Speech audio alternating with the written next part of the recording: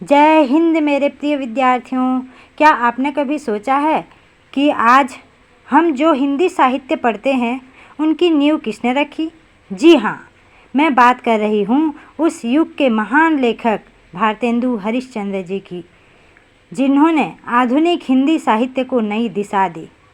और हाँ, अगर आप साहित्य और ज्ञान से जुड़े रहना चाहते हैं तो अभी वीडियो को लाइक करें, शेयर करें, सब्सक्राइब ज़रूर करें और नीचे कमेंट में बताएं कि आपको कौन सा हिस्सा सबसे ज़्यादा पसंद आया। और हाँ, इस वीडियो को बिल्कुल भी स्किप मत कीजिएगा, क्योंकि अगर आप बीच में छोड़ देंगे तो समझ में नहीं आएगा कि भारतेंदु जी ने कैसे एक युग की सोच बदल दी। आज हम जानेंगे भारतेंदु जी का जीवन और उनके साहित्यिक योगदान और समझेंगे कि कैसे उन्होंने हिंदी भाषा और साहित्य को नई उड़ान दी। आइए देखते हैं भारतेंदु जी के बारे में। भारतेंदु जी के जीवन परिचय की ओर आगे बढ़ते हुए हम चलते हैं। 1850 में इनका जन्म हुआ और 1885 में ही इनकी मृत्यु हो गई। 35 वर्ष के उम्र में ही इनकी मृत्यु हो गई, लेकिन इनकी नाम एक युग के नाम से लिया जाता है, भारतेंदु युग के नाम से। तो कितना प्रसिद्धि साहित्य के क्षेत्र में ये किए, सिर्फ 35 साल के उम्र में अपना अमिट छाप छोड़ गए। हम इसका रोना रोते हैं कि हम कुछ कर नहीं पा रहे हैं। हम यदि करना चाहें तो कुछ भी कर सकते हैं, बस हिम्मत, हौसला और उम्मीद होना चाहिए और अपने ऊपर विश्वास होना चाहिए। फिर हम कोई भी शिखर ऐसा नहीं जो नहीं चढ़ सकते, हम सभी शिखरों को चढ़ सकते हैं और आगे बढ़ सकते हैं। बनारस काशी में इनका जन्म हुआ, एक संपन्न वैश्य परिवार में। पिता गोपाल चंद्र गिरिधर दास ब्रज भाषा के बहुत बड़े कवि थे। भारतेंदु का अर्थ होता है भारत का चंद्रमा। भारतेंदु उपाधि जो मिली युगीन साहित्यकारों के विद्वानों ने, जो काशी के थे। 1868 विद्यासुंदर नाटक प्रथम और 17 नाटक अंधेर नगरी और भारत दुर्दशा अंग्रेजी सत्ता को संबोधित करते हुए यह नाटक रचा गया है। हम लोग नीचे इसको देखेंगे। भारतेंदु हरिश्चंद्र बल्लभ संप्रदाय के थे। इनकी पत्नी का नाम था मन्नो देवी, याद रखिएगा, इनकी पत्नी का नाम क्या था? मन्नो देवी। गुरु का नाम था सितारे हिंद और ये रसा उपनाम से अपनी रचनाएं लिखते थे। याद रखिएगा, ये परीक्षा में पूछा जाता है। जो भारतेंदु जी हैं कौन उपनाम से लिखते थे? भारतेंदु जी रसा उपनाम से लिखते थे। युवाओं की शिक्षा के लिए तदीय समाज सेवा संस्था की स्थापना 1873 में किए थे और स्त्रियों के लिए चंद्र प्रभा और पूर्ण प्रकाश का बांग्ला में हिंदी में अनुवाद किए थे। दास्य सेवा, माधुर्य भाव की भक्ति करते थे। जन्म था 9 सितंबर वर्ष 1850, यानी कि संवत में देखा जाए विक्रम संवत में तो 1907। मृत्यु हुई थी 6 जनवरी 1885, यानी 35 वर्ष की उम्र में। विक्रम संवत में देखें तो 1942 संवत। मात्र 35 वर्ष की उम्र में ही इनका मृत्यु हो गया था। इनकी मुख्य व्यवसाय क्या था? पत्रकारिता। इनकी समस्त रचनाओं की संख्या कितनी है? 175 लगभग माना जाता है, इससे ज़्यादा भी हो सकता है। इनकी पत्रिकाएं कौन कौन सी हैं? देखिए, कवि वचन सुधा 1868 और कवि वर्धनी सभा 1870 और हरिश्चंद्र मैगजीन 1873, हरिश्चंद्र चंद्रिका 1873, तदीय समाज 1873 युवाओं के लिए था ये जो पत्रिका था, और रेनी रीडिंग क्लब 1873 ये राजनीति पर था यह पत्रिका, और बाल बोधिनी स्त्रियों की शिक्षा पर था। यानी 7 पत्रिकाएं इनके चलते थे। याद रखिए, भारतेंदु जी सिर्फ लेखक नहीं थे, बल्कि समाज में बदलाव लाने वाले प्रेरक विचारक भी थे। तो चलिए उनके जीवन और कार्यों की गहराइयों में चलते हैं। अगर आपको ये जानकारी रोचक लग रही है तो लाइक और शेयर ज़रूर करें, और हाँ, सब्सक्राइब करना न भूलें, बेल आइकन दबाना बिल्कुल भी ना भूलें, ताकि हर नए वीडियो की नोटिफिकेशन सबसे पहले आपको मिले। भारतीय नवजागरण के अग्रदूत या आधुनिक हिंदी के पितामह भारतेंदु हरिश्चंद्र जी को ही माना जाता है। बहुत कम समय में ही हिंदी साहित्य में ऐसे छाप छोड़े कि उनके नाम से एक युग बन गया। बहुत कम उम्र में ही उनकी मृत्यु हो गई थी। साहित्य विस्तार के लिए भारतेंदु मंजुल की स्थापना कौन किए थे? भारतेंदु जी। क्योंकि भारतेंदु जी के बारे में ही देख रहे हैं तो भारतेंदु जी के जो युग है उसमें भारतेंदु जी के बारे में ही जानकारी ज़्यादातर मिलेगी। हिंदी काव्य का वैतालिक किसे कहा जाता है? भारतेंदु को। किस युग के गद्यकार प्रायः पत्रकार थे? भारतेंदु युग के। कथन गद्य का परिष्कृत पहले हरिश्चंद्र चंद्रिका में प्रकट हुआ। आचार्य रामचंद्र शुक्ल जी का कथन। भारतेंदु के कवि नवीन प्राचीन का योग समन्वय कौन कहे हैं? आचार्य रामचंद्र शुक्ल जी कहे हैं। भारतेंदु जी ने कितने 17 नाटक और 21 काव्य रचनाएं, 5 उपन्यास, 6 निबंध और 2 इतिहास ग्रंथ, कहानी, उपन्यास, आलोचना, गद्य विधाओं में का श्री गणेश किए थे। यानी बहुत से रचनाएं ये रचे हैं, याद रखिएगा। संयोगिता स्वयंवर ये लाला श्रीनिवास दास जी का है। भारतेंदु जी के जो 17 नाटक थे उसमें से 9 मौलिक नाटक थे और 8 क्या थे? अनुदित नाटक थे। याद रखिएगा, ये भी प्रश्न आ जाते हैं परीक्षाओं में। उनका 9 मौलिक नाटक था यानी वो खुद लिखे थे और 8 जो थे वो अनुदित नाटक था यानी दूसरों के नाटक को अनुवाद किए थे, याद रखिएगा। और कुल मिला के उनका 17 नाटक था। अब रचनाएं देखते हैं। इनका जो 9 मौलिक नाटक रचनाएं हैं।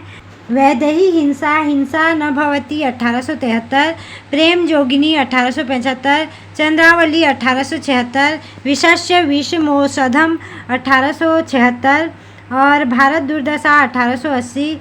ये नाट्य रासक या लास्य रूपक ये आया था परीक्षा में यूजीसी नेट में। यह नाट्य रासक है या कुछ दूसरा गीति नाट्य है, क्या है? तो याद रखिएगा, इसकी शैली जो है नाट्य रासक है और लास्य रूपक है। नील देवी 1881 और अंधेर नगरी 1881 ये यूजीसी नेट में रखा गया है। सती प्रथा 1883 भारत दुर्दशा को भी यूजीसी नेट में रखा गया है सिलेबस में, नाटक खंड में। फिर 9वां है उनका सत्य हरिश्चंद्र, ये 1875 अधूरा नाटक है। इस नाटक के बाद में राधा कृष्णन दास द्वारा पूरा किया गया था। मैंने इस नाटक को क्या किए थे? बाद में राधा कृष्णन दास जी ने पूरा किए थे। सत्य हरिश्चंद्र परीक्षा में पूछा जाता है, याद रखिएगा, ठीक है। और इसको आप लोग ट्रिक में भी याद कर सकते हैं। भारत का मूल वेद प्रेम सत्य चंद्र विभा की नील नगरी में आधी सती, ठीक है। वैदेही हिंसा, हिंसा न भवती, वैदेही से वेद, प्रेम जोगिनी से प्रेम, चंद्रावली से चंद्र और विषयस्य विषयोधम, ये ट्रिक में नहीं है, आप लोग याद कर लीजिएगा। और भारत दुर्दशा, भारत से भारत दुर्दशा और नील देवी, नील देवी से देखिए यहाँ पे नील है आपका, नील, ठीक है।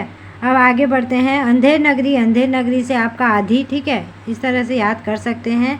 सती प्रथा, सती प्रथा यहाँ ऊपर देखिए सत्य या सती नीचे दिया गया है सती, ठीक है। अब आगे देखिए नीचे सत्य हरिश्चंद्र, ऊपर आप लोग देखिए सत्य। अब देखते हैं भारतेंदु जी के 8 अनुदित नाटक। हम लोग मौलिक नाटक देख रहे थे, जो उनका मूल प्रति था उसको देख रहे थे। अब हम लोग देख रहे हैं अनुदित नाटक।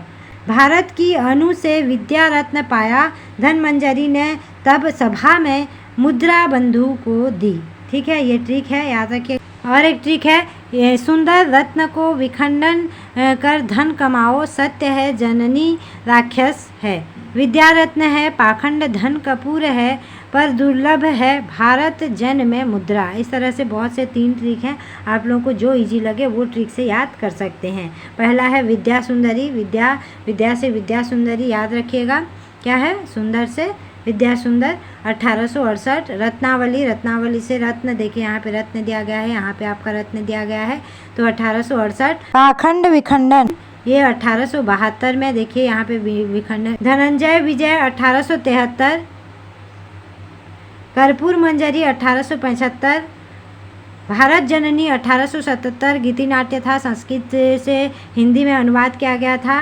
और मुद्रा राक्षस 1878 और दुर्लभ बंधु 1880, याद रखिएगा। ये 8 रचनाएं हैं। ये 9 इसलिए लिखा गया है क्योंकि यहाँ पे 6वां गलत किया गया है। यहाँ पे देखिए 6वां को कट किया गया है, तो यहाँ पे 9 लिखा गया है, नहीं तो 8 इनका क्या है? अनुदित नाटक हैं। भारतेंदु जी के काव्य संग्रह देखिए, भारतेंदु जी के काव्य रचना 70 माना जाता है, यानी 70 रचनाएं उनके काव्य संग्रह हैं। लेकिन हम लोग कुछ मुख्य तथ्यों को ही देखते हैं। प्रेम मल्लिका 1872, प्रेम माधुरी 1875, प्रेम तरंग 1877, प्रेम प्रलाप 1877, प्रेम फुलवारी 1873, गीत गोविंद नंदन और कृष्ण चरित्र, ये सभी इम्पोर्टेंट है इनका। विनय प्रेम 50 1881, मधु मुकुल 1881, प्रेम सरोवर 1883, प्रेम प्रकल्प और बकरी का विलाप, ये बहुत बहुत ही महत्वपूर्ण है, जो परीक्षाओं में बार बार पूछे जाते हैं। ट्रिक से आप लोग याद कर सकते हैं। मधुर प्रेम रंग में लिप्त कृष्ण जी फूल लेकर गीत गाते चले। ठीक है, इस तरह से आप लोग ट्रिक से याद कर सकते हैं। अब देखिए आगे बढ़ते हैं। बहुत ही इजीली हम लोग याद कर सकते हैं। जहाँ भी प्रेम प्रेम प्रेम प्रेम प्रेम या कृष्ण गीत ऐसे आए तो वो सभी रचनाएं किसके होंगे? भारतेंदु हरिश्चंद्र जी के होंगे। ऐसा नहीं कि बहुत से ऐसे प्रेम से संबंधित है, लेकिन यहाँ पे आप लोग देख लीजिएगा, जैसे प्रेम मल्लिका, प्रेम माधुरी, ये सब आए तो भारतेंदु जी का है। भारतेंदु जी के प्रमुख उपन्यासों को देखते हैं। इनके मौलिक रूप से 5 उपन्यास हैं। मौलिक रूप से कौन कौन से हैं देख लीजिए। हमीर हट, रामलीला, शीलवती, सुलोचना और सावित्री चरित्र, ये 5 जो हैं ये इनकी मौलिक उपन्यास हैं। और ये 2 जो हैं पूर्ण प्रकाश और चंद्र प्रभा, ये बांग्ला से हिंदी में अनुवाद किया गया है, यानी 2 अनुदित उपन्यास इनके हैं। तो ट्रिक में आप लोग याद कर सकते हैं। सुलोचना की हट और राम की शील प्रसिद्ध है। हम हठी हैं, यानी हठी, हमीर हट, और राम सुशील हैं, शील और ये सुशील भी याद कर सकते हैं, और राम सुशील हैं, रामलीला और सुशील। ठीक है, इस तरह से ट्रिकी में आप लोग ये दोनों ट्रिक से अच्छे से याद कर सकते हैं। भारतेंदु के निबंध देखते हैं। मित्रता, सूर्योदय, जयदेव, कुछ आप बीती कुछ जग बीती, ये अपूर्ण निबंध है इनका।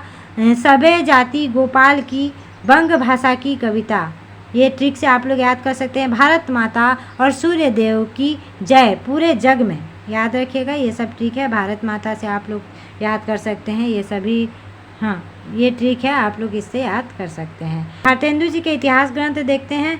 कश्मीर सुषमा कुसुम, बादशाह दर्पण, सूत्र है भारत का कश्मीर बादशाह का दर्पण है। ठीक है, याद रख सकते हैं। फिर और एक ट्रिक है, भारत का कश्मीर दर्पण सा चमकता है। ठीक है, इनका नाटक है। पहला है श्रृंगार, दूसरा है हास्य, तीसरा कौतूल और चौथा है समाज संस्कार, 5वां है देश वत्सलता। ठीक है, ये सब उनका नाटक है।